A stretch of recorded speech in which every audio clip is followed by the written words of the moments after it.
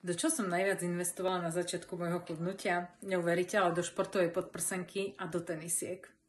No, takto pred rokom som mala 94 kg a veľké prsia, takže som zháňala podprsenku vo všetkých športových obchodoch takú, ktorá bude držať mi pevne prsia aj pri cvičení, aby som sa ako tak cítila sebavedomo a nie trápne.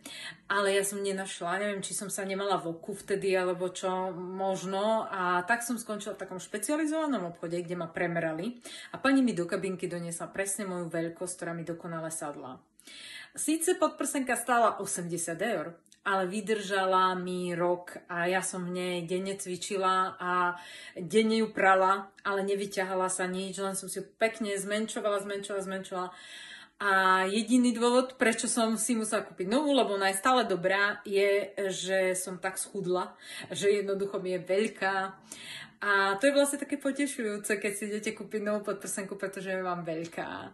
A pani bola znovu, keď ma premerala, bola úplne v šoku. Ja potešená, ona inšpirovaná. Takže táto mi už vydrží zase roky. A ešte tie tenisky, no, aby ma nič netlačilo, takže to je také logické, no. A do čoho investujete vy? Alebo do čoho ste investovali vy, keď ste začínali cvičiť? Čo bolo pre vás najdôležitejšie?